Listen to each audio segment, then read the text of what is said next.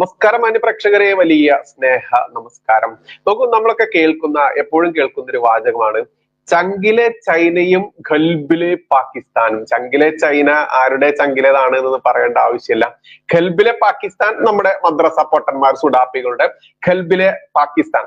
കാരണം ഇവിടെ ചോറും അവിടെ കൂറുമുള്ള ഈ മദ്രസ കിതാബ് പഠിച്ചതിന്റെ പേരിൽ മാത്രം, മതത്തിന്റെ പേരിൽ മാത്രം നമ്മുടെ പെറ്റ നാടിനെ ഒറ്റുകൊടുക്കാൻ വരെ തയ്യാറാവുന്ന ഇസ്ലാമിക ജിഹാദികൾ, അത് തന്നെയാണ് ഖൽബിലെ പാകിസ്ഥാൻ.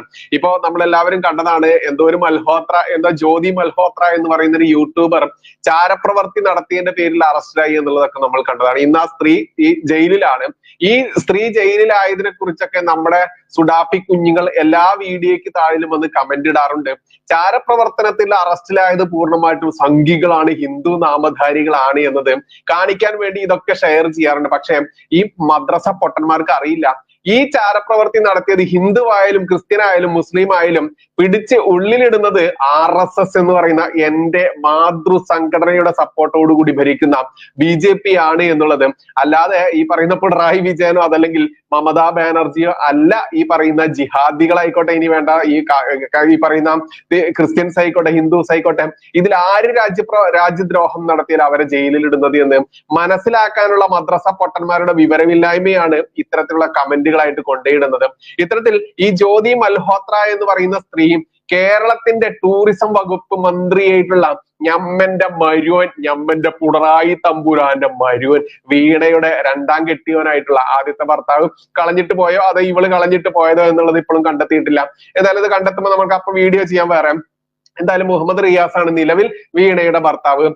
ഈ വീണയുടെ ഭർത്താവായിട്ടുള്ള മുഹമ്മദ് റിയാസ് എന്ന് പറയുന്ന ചങ്ങാതി ടൂറിസം മന്ത്രിയാണ്, പൊതുമരാമത്ത് മന്ത്രിയാണ്. 2-3 വകുപ്പുകളൊക്കെ ഏൽപ്പിച്ചിട്ടുണ്ട് ഞമ്മന്റെ അമ്മോസൻ. കാരണം അമ്മോസന്റെ കാലശേഷമായാലും ജിഹാദികൾക്ക് സുഖിപ്പിക്കാനും ജിഹാദികളെ കുളിപ്പിച്ച് കടത്താനും സുഖിപ്പിച്ച് കടത്താനും ഒക്കെ ഞമ്മന്റെ മരുവൻ ഒരു മീഡിയേറ്റർ ആണ്, പാലമാണ് എന്ന് അറിയുന്നവർക്കൊക്കെ ദൃഷ്ടാന്തമുണ്ട്. എന്തായാലും ഈ ചങ്ങാതി ക്ഷണിച്ചു വരുത്തിയ 10-30 അതിഥികളിൽ ഒരു അതിഥിയായിരുന്നു ഈ പറയുന്ന ഈ ജ്യോതി മൽഹോത്ര എന്ന് പറയുന്ന ഇന്നത്തെ BJP സർക്കാർ പിടിച്ച് ജയിലിലിട്ട ഇന്ത്യക്കെതിരെ, ഭാരതത്തിനെതിരെ, എന്റെ പെറ്റ നാടിനെതിരെ ചാരപ്രവർത്തനം നടത്തിയ ആ ദുഷ്ട സ്ത്രീ ഇവിടേക്ക് ക്ഷണിക്കപ്പെട്ടിരുന്നു.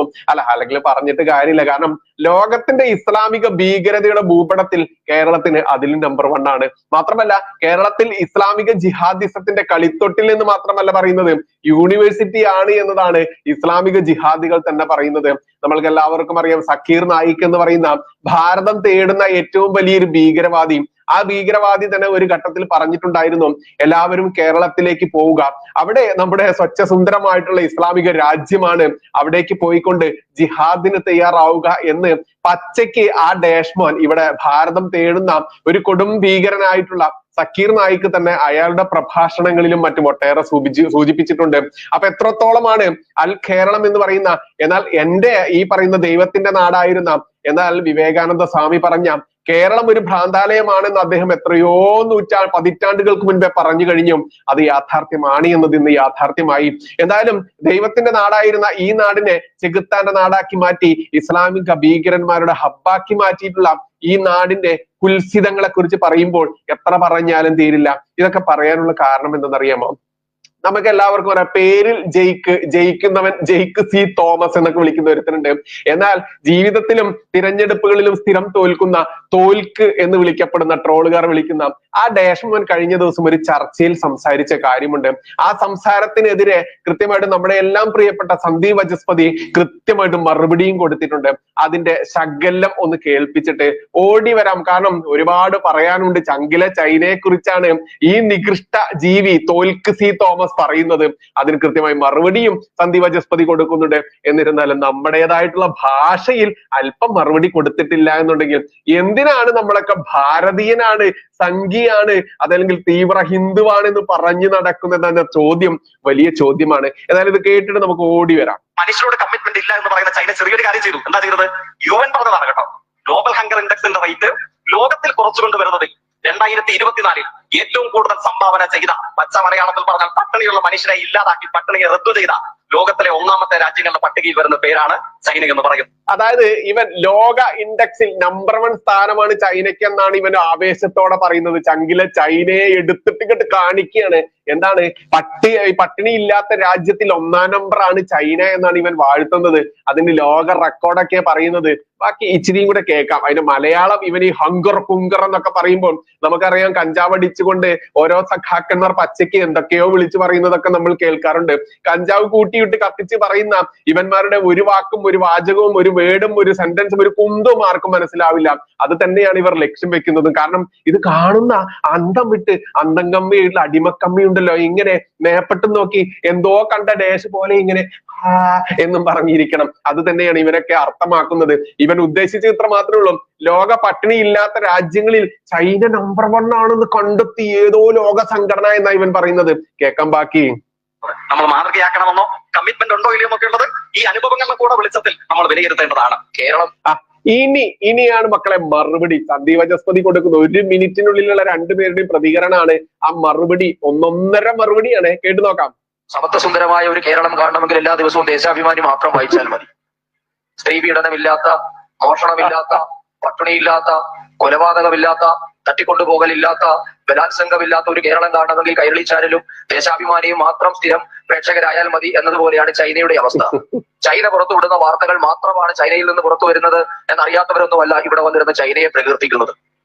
ഗൂഗിളോ ഫേസ്ബുക്കോ പോലും നിരോധിതമായ ഒരു രാജ്യത്ത് സ്വന്തം പൗരന്മാരെ 24 മണിക്കൂറും സ്റ്റേറ്റ് സർവൈലൻസിൽ വെക്കുന്ന ഒരു രാജ്യത്ത് നാളെ മുതൽ ഭർത്താവ് ഭാര്യയുടെ ഗർഭപാത്രത്തിൽ ഒരു കുട്ടിയെ മാത്രം ഉത്പാദിപ്പിച്ചാൽ മതി എന്ന തിട്ടൂരത്തിന് വഴങ്ങുന്ന 180 കോടി ജനങ്ങളുള്ള ഒരു രാജ്യം. ആ രാജ്യമാണോ നിങ്ങൾക്ക് മാതൃകയാകേണ്ടത്? അവരുടെ AI മോഡലാണോ നിങ്ങൾക്ക് വേണ്ടത്? അവിടെ ജനാധിപത്യം ഉണ്ടോ? മാധ്യമ സ്വാതന്ത്ര്യമുണ്ടോ? നിങ്ങൾ ഈ പറയുന്ന സാമൂഹ്യ മാധ്യമങ്ങൾ ഏതെങ്കിലും ഉണ്ടോ ചൈനയിൽ? ചൈനീസ് ഗവൺമെന്റ് മോണിറ്റർ ചെയ്യാത്ത ഒരു മാധ്യമവും അവിടെ ഇല്ല. സെൻസർഷിപ്പിൽ ഏർപ്പെടാത്ത ഒരു വാർത്തകളും ചൈനയിൽ നിന്ന് പുറത്തു വരില്ല. അതാണോ നിങ്ങളുടെ ഇൻഡെക്സ്? അതിനെയാണോ നിങ്ങൾ മാതൃകയാക്കി ഇന്ത്യയിൽ നടപ്പാക്കാൻ ആഗ്രഹിക്കുന്നത്? അതായത് അണ്ണാക്കിൽ കൊടുക്കുക എന്ന് പറഞ്ഞാൽ 1.5 കൊടുക്കല് ഇതൊക്കെയാണ് മക്കളെ. അതായത് ജയിക്ക് സി തോമസ് എന്ന് പറയുന്ന തോൽക്ക് സി തോമസ് പച്ചയ്ക്ക് ചൈനയെ കുറിച്ച് അങ്ങോട്ട് പുകഴ്ത്തി ചൈനയെ മാതൃകയാക്കണോ എന്ന് നിങ്ങൾ തീരുമാനിക്കുക എന്നൊക്കെ പറഞ്ഞുകൊണ്ട് അതിന് ആ ചെങ്ങാതി എടുത്ത ഒരേ ഒരു ഉദാഹരണം എന്തെന്നറിയാമോ? ഇവിടെ ചൈനയിൽ പട്ടിണി മരണങ്ങളില്ല, പട്ടിണി ഇല്ല എന്നുള്ളതിൽ ലോകത്ത് തന്നെ 1-ാം സ്ഥാനമാണ് എന്നുള്ളതാണ്. പക്ഷേ പട്ടിണി ഇല്ല എന്നുള്ളതിന്റെ പേരിൽ ചൈന എങ്ങനെയാണ് 1-ാം സ്ഥാനമാവുക? ഇവിടെ കൃത്യമാണ് സന്ദീപ് വാചസ്പതി പറഞ്ഞ കുറച്ച് കാര്യങ്ങളുണ്ട്. അദ്ദേഹം പച്ചയ്ക്ക് പറയുന്നുണ്ട്, ഇതാണോ നിങ്ങൾ മാതൃകയാക്കേണ്ട ചൈന? അവിടെ ജനാധിപത്യമുണ്ടോ? അവിടെ ഈ മാധ്യമ സ്വാതന്ത്ര്യമുണ്ടോ? അവിടെ മതപരമായിട്ടുള്ള സ്വാതന്ത്ര്യമുണ്ടോ? അവിടെ ഓരോ പൗരന്റെയും സ്വാതന്ത്ര്യത്തെയും അതല്ലെങ്കിൽ സമത്വത്തിന്റെയും മതേതരത്വത്തിന്റെയും ഒക്കെ സ്വാതന്ത്ര്യമുണ്ടോ എന്ന് പച്ചയ്ക്ക് ചോദിച്ചപ്പോൾ നമ്മുടെ ജയിക്ക് എന്താ ചെയ്തെന്ന് അറിയാമോ? ആ ചാനലിൽ നിന്ന് അങ്ങോട്ട് ഇറങ്ങി കണ്ടം വഴി ഓടി. അവന്റെ പിറകെ നമ്മുടെ സന്ദീപ് വാചസ്പതി ഓടി. ഇവിടെ വാടാന്ന് പറഞ്ഞ് ചെവിക്ക് പിടിച്ച് പണ്ടൊക്കെ നമ്മുടെ സ്കൂളിൽ ബാലവാടിയിലൊക്കെ പോകുന്ന കുട്ടികളെ ഇപ്പോഴും കുട്ടികൾ ഇറങ്ങി ഓടും. ആ കുട്ടികളെ പയ്യെ പിടിച്ചു കൊണ്ടുവരുന്ന പോലെ ഇവന്റെ ചെവിക്ക് പിടിച്ച് ആ മോനെ ബാക്കിയുടെ പറഞ്ഞ് കേൾക്കുക എന്ന് പറഞ്ഞുകൊണ്ട് കൊണ്ടുവന്ന് ബാക്കിയോട് പറഞ്ഞിട്ടുണ്ട്. നോക്കൂ, ഇവിടെ ആരും പറയാത്ത കുറച്ച് കാര്യങ്ങൾ എനിക്ക് കൂട്ടിച്ചേർക്കേണ്ടതുണ്ട്. സന്ദീപ് വാചസ്പതിയും പറയാത്ത കുറച്ച് കാര്യങ്ങളാണ്. കാരണം ഈ പറയുന്ന ചൈന എന്ന് പറയുന്ന രാജ്യത്തിനെതിരെ ഏതെങ്കിലും മുസ്ലിങ്ങൾ ഏതെങ്കിലും സമയത്ത് സംസാരിച്ചോ അതല്ലെങ്കിൽ ഏതെങ്കിലും സമയത്ത് പ്രതികരിച്ചോ പ്രതിഷേധിച്ചോ കണ്ടിട്ടുണ്ടോ നിങ്ങൾ ആരെങ്കിലും? ഇല്ലല്ലോ. ഇസ്രയേൽ എന്ന് പറയുന്ന ഒരു കുഞ്ഞു രാജ്യത്തിനെതിരെ ഇവിടത്തെ ഈ മദ്രസ പൊട്ടന്മാർ കിടന്ന് മോങ്ങുന്നത് എല്ലാ നിമിഷവും കണ്ടുകൊണ്ടിരിക്കുന്ന നമ്മൾ എന്തുകൊണ്ടാണ് ഇവർ ചൈനയ്ക്കെതിരെ മിണ്ടാത്തത് എന്ന് ചിന്തിക്കേണ്ടതുണ്ട്. കാരണം ഏറ്റവും കൂടുതൽ ഇസ്ലാമിക ധ്വംസനം നടത്തുന്ന ഒരു രാജ്യമാണ് ചൈന. അവിടെ സുഡാപ്പികളുടെ പള്ളി കാണാനാവില്ല. അവിടുത്തെ സുഡാപ്പികളുടെ പള്ളിയൊക്കെ എന്തെന്നറിയാമോ? ബാറുകളും അതല്ലെങ്കിൽ വേശ്യാലയങ്ങളും ആക്കി മാറ്റിയിട്ടുണ്ട് ചൈന. എന്തുകൊണ്ടെന്നറിയാമോ? അവിടെ മതപരമായിട്ടുള്ള ഒരു സ്വാതന്ത്ര്യവും ചൈന കൊടുക്കില്ല. അതുകൊണ്ട് തന്നെ ഇസ്ലാമിക ജിഹാദികളുടെ നെഞ്ചത്ത് താണ്ഡവമാടിക്കൊണ്ട് അവരുടെയൊക്കെ ആരാധനാലയങ്ങൾ ചവിട്ടിപ്പൊളിച്ചുകൊണ്ട് അവരുടെയൊക്കെ മതപരമായിട്ടുള്ള ചടങ്ങുകൾ ധ്വംസനം നടത്തിക്കൊണ്ട് നീ ഒന്ന് ഇവിടെ മറ്റേ ആ എന്തുണ്ടല്ലോ ഗുദം മേപ്പോട്ടാക്കി നീ ഞമ്മന്റെ 72 ഹൂറികളും മദ്യപ്പുഴയും ഒരുക്കിയിട്ടുള്ള ഞമ്മന്റെ ആ കൂട്ടിക്കൊടുപ്പ് പടച്ചവന് വേണ്ടി നീ ഇവിടെ സംസാരിക്കേണ്ട പ്രാർത്ഥിക്കേണ്ട എന്ന് പച്ചയ്ക്ക് പറയുന്ന ഒരേ ഒരു രാജ്യം ലോകത്തുണ്ടെങ്കിൽ അത് ചൈന മാത്രമാണ്. വെറും ചൈനയാണോ? അല്ലെന്നേ, ചൈനയ്ക്ക് മുമ്പിൽ ഒരു വാക്കുണ്ട്. എന്താണ് ആ വാക്ക്? അവിടെ കമന്റ് ആയിട്ട് രേഖപ്പെടുത്താം. Communist China. ഈ കമ്മ്യൂണിസ്റ്റ് ചൈന എന്നൊക്കെ പറയുമ്പോഴത്തേനും ചങ്കിലെ ചൈനയായിട്ട് സഖാക്കന്മാർക്ക് അങ്ങോട്ട് വികാരം വരും. ഇത് കണ്ടുകൊണ്ട് ഇവിടത്തെ മദ്രസ പൊട്ടന്മാർ, ഈ സഖാക്കന്മാരുടെ മൂട് താങ്ങി നടക്കുന്ന ഈ മദ്രസ പൊട്ടന്മാർ മറ്റേതെങ്കിലും ഭാഷയിൽ പറഞ്ഞിട്ടുണ്ടോ ചൈന നടത്തുന്ന ഇസ്ലാമിക വിരുദ്ധത, ഇസ്ലാമിക കമ്മ്യൂണിറ്റിയെ നശിപ്പിച്ചുകൊണ്ട് അവിടെ മതപരമായിട്ടോ ഒരു സ്വാതന്ത്ര്യവും നൽകാതെ ഞമ്മന്റെ പള്ളികളൊക്കെ പൊളിച്ചുകൊണ്ടും അതല്ലെങ്കിൽ ഞമ്മന്റെ പള്ളികളൊക്കെ പിടിച്ചെടുത്തുകൊണ്ട് അവിടെ ബാറുകളാക്കിക്കൊണ്ടും വേശ്യാലയമാക്കുന്നതും ഏതെങ്കിലും സുഡാപ്പി കരഞ്ഞു പറയാറുണ്ടോ? ഇല്ലെന്നേ. പറഞ്ഞാൽ എന്താ കാര്യം? പറഞ്ഞാൽ ഇവന്റെയൊക്കെ ഗുദം പൊക്കി നിസ്കരിക്കുന്ന ആ നമസ്കരിക്കുന്ന സമയമുണ്ടല്ലോ, അവിടെ വല്ല ബോംബും പൊട്ടിയാലോ എന്ന പേടി നന്നായിട്ടുണ്ട്. അതുകൊണ്ട് ചൈനയ്ക്കെതിരെ ഒരു സുഡാപ്പിയും മിണ്ടില്ല. പക്ഷെ ഇസ്രയേൽ എന്ന് പറയുന്ന കുഞ്ഞു രാജ്യം അവരുടെ നിലനിൽപ്പിന് വേണ്ടി അവിടുത്തെ ജനങ്ങളുടെ അവരുടെ ഏറ്റവും വലിയ ആഗ്രഹം അവരുടെ രാജ്യം നിലനിൽക്കണമെന്നുണ്ടെങ്കിൽ അവർ പ്രത്യാക്രമണം നടത്തിയേ തീരുകയുള്ളൂ, അവിടെ പ്രതികരിച്ചേ തീരുകയുള്ളൂ. അതുകൊണ്ട് തന്നെ ചുറ്റുമിട്ട് വളഞ്ഞ് ആക്രമിക്കുന്ന ഇസ്ലാമിക രാജ്യങ്ങൾക്കെതിരെ ആ രാജ്യം അവരുടെ സർവ്വശക്തിയും എടുത്ത് പ്രതിഷേധിക്കുമ്പോൾ, യുദ്ധം നടത്തുമ്പോൾ, അവരുടെ ജീവന്റെ നിലനിൽപ്പിന് വേണ്ടി നിൽക്കുമ്പോൾ അതിനെ കുറ്റം പറയാനും കുറ്റപ്പെടുത്താനും ഇവിടത്തെ മദ്രസ പൊട്ടന്മാർ വരെ രംഗത്ത് വരുന്നത് കാണുമ്പോൾ ചൈന എന്ന് പറയുന്ന രാജ്യത്തിനെതിരെ ഇവന്മാർ നിശബ്ദത പാലിക്കുമ്പോൾ അവിടെ ചിരിക്കുകയല്ലാതെ, അവിടെ പരിഹസിക്കുകയല്ലാതെ, അവിടെ പുച്ഛമല്ലാതെ എന്താണോ മദ്രസ പൊട്ടന്മാരെ നിന്നോടൊക്കെ പറയാനുള്ളതെന്ന് പച്ചയ്ക്ക് പറയേണ്ടതുണ്ട്. എന്തായാലും ചങ്കിലെ ചൈനയുമായി വന്ന ജെയ്ക്ക് സി തോമസിന്റെ അണ്ണാക്കിലേക്ക് നന്നായിട്ട് 2 ആറ്റം ബോംബ് പൊട്ടിച്ചിട്ടിട്ടുണ്ട് സന്ദീപ് വചസ്പതി എന്ന് പറയാനുണ്ട്. ഈ ഒരു മതപരമായിട്ടുള്ള മുസ്ലിങ്ങളുടെ നാശത്തിനും അവരുടെ മതപരമായിട്ടുള്ള ഒരു കാര്യവും നടത്താത്ത ഒരേ ഒരു രാജ്യം ലോകത്തുണ്ടെങ്കിൽ അത് ചൈനയാണെന്ന് ഉച്ചത്തിൽ പറയാനുള്ള ഗട്സ് നട്ടല് കാണിച്ചില്ലെങ്കിൽ പിന്നെ ഞാനൊക്കെ എന്തിനാണ് ഇവിടെ ഇരിക്കുന്നത് എന്ന് ആരെങ്കിലും ചോദിച്ചാൽ കുറ്റപ്പെടുത്താൻ ഒക്കുമോ? നന്ദി, നമസ്കാരം. ജയ് ഹിന്ദ്, ജയ് ശ്രീറാം.